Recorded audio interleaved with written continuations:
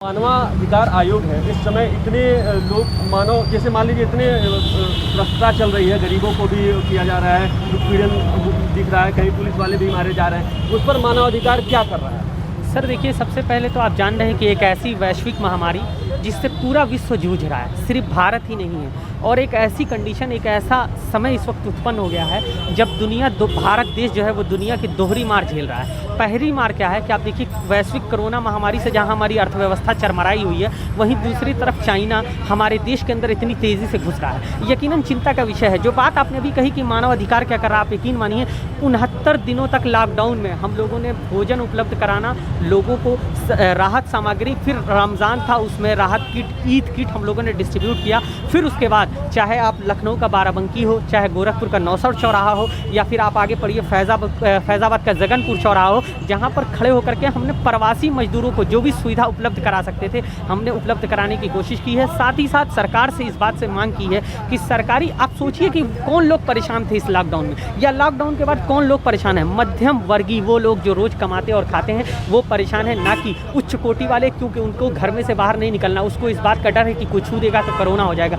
गरीब आदमी कहीं भी मांग करके खा लेगा, लेकिन मध्यम वर्गीय वो लोग जैसे आप पत्रकार जो अपनी जान की जोखिम डाल करके लोगों का सहयोग करते हैं, लोगों तक रोज़ सूचनाएं पहुंचाते हैं, आज वो कहां पर हैं? वो कहीं ना कहीं परेशान है। सरकार को गंभीरता से लेना चाहिए। और मैं राष्ट्रीय मानवाधिकार संघ भारत का राष्ट्रीय प्रवक्ता होने के नाते ये मांग करता हूं सरकार से कि जितने भी पत्रकार साथी हैं, जितने भी कोरोना योद्धा हैं, उनको सम्मानित किया जाना चाहिए। साथ ही साथ उनको प्रोत्साहन के रूप में एक राशि देनी चाहिए, जिससे कि उनका आत्मबल बढ़े और वो आगे जब भी देश में ऐसी कोई स्थिति उत्पन्न हो तो वो सबसे आगे खड़े रहें।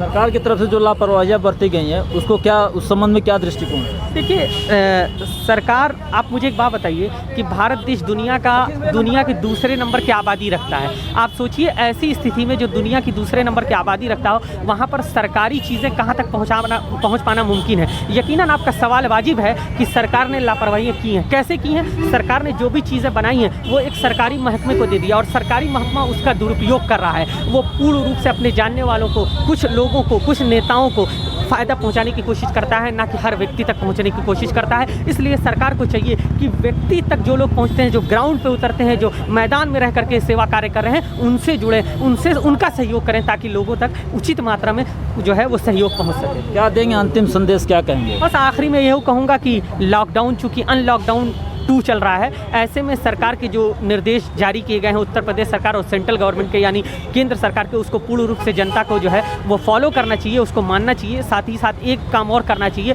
कि बिना अति आवश्यक कार्य पे ही घर से निकले, क्योंकि देखिए जब कोरोना होगा तो सिर्फ आप ही परेशान नहीं होंगे, आपका पूरा परिवार परेशान होगा। आप जिस मोहल्ले में रहते हैं उस मोहल्ले के लोग परेशान होंगे। तो ये आपका दायित्व है, एक मानव होने के नाते आपका दायित्व है कि आप खुद की भी सुरक्षा करें, अपने समाज की सुरक्षा करें और जिस देश में रहते हैं उस देश में अहम योगदान दें, अपने आप को बाहर ना निकाल करके। ये रहे हमारे साथ मिन्नतुल्लाह साहब, जो गोरखपुर जनपद में राष्ट्रीय कवि लेखक के रूप में इनकी ख्याति है। चैनल के माध्यम से हम चाहेंगे कि इनकी ये जो अपील है वो लोग स्वीकार करें और उसे अपनाएं। धन्यवाद।